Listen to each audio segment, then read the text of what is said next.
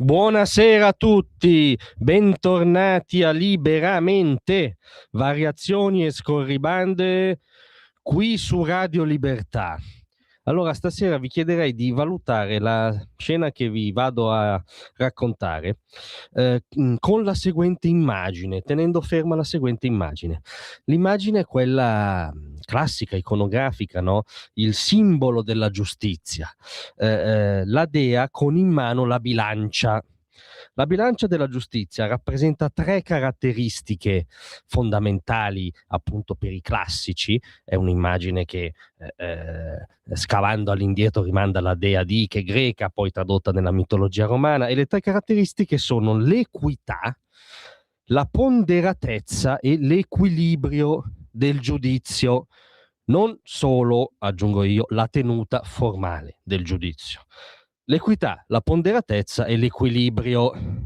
La scena che si svolge purtroppo è la seguente. Circa un'ora fa Mario Roggero si è presentato alle porte del carcere di Bollate per iniziare a scontare la sua pena. Ha quasi 15 anni, Mario Roggero ha 72 anni, a cui è stato condannato per aver sparato a dei rapinatori che erano entrati nel suo negozio. Mario Roggero, e questi elementi rientrano, se parliamo non solo di tenuta formale ma di ponderatezza, equilibrio, cioè la storia umana conta. Parentesi, ce lo dicono tutte le volte che un migrante, un disagiato, uno ai margini è protagonista di un reato, e la sua storia conta, e conterà anche nel caso di Roggero. La storia di Roggero parla di 7 rapine, molte di esse con annessa violenza a lui e ai suoi familiari. Questa ennesima rapina aveva visto la figlia col coltello puntato alla gola, la moglie presa a pugni, lui minacciato con una pistola con tanto di conto alla rovescia prima di premere il grilletto, no? Questa è la storia che poi ha fatto evidentemente scattare la reazione di Roggero. Il giudizio sono i 15 anni e non è un dettaglio, scusate, i 780.000 euro di risarcimento ai familiari di questi galantuomini che quella mattina si erano svegliati con l'idea di andare a rapinarlo, con modalità peraltro molto violente anche sui suoi familiari, moglie e figlia.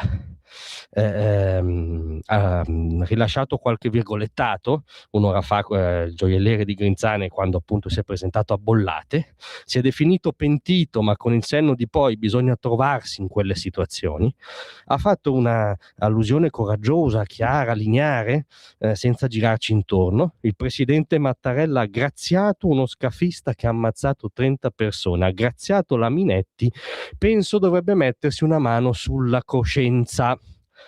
E la coscienza di tutti noi è in ballo in questa scena. Quella del presidente è in ballo oggettivamente, nel senso che è l'unico che ha in mano non la bilancia, ma la possibilità della grazia, che potrebbe sanare eventuali squilibri di questa bilancia, che per noi ci sono tutti. La coscienza però appunto è quella di ciascuno, non si può non essere interrogati.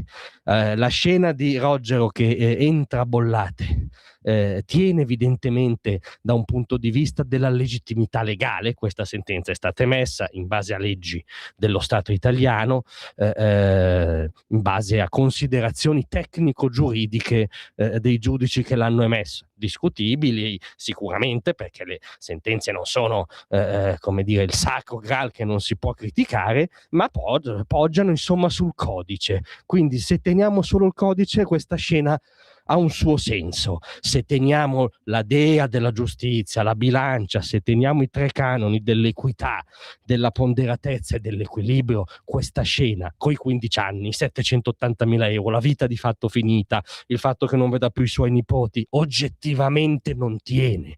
Questa scena, se noi manteniamo un senso pieno, letterale, storico, filosofico, morale della giustizia, questa scena non tiene. Allora speriamo che l'unico che ha in mano, oltre alla bilancia, la possibilità di riequilibrare, il presidente Mattarella, riequilibri e conceda la grazia. Grazie a tutti voi, a presto.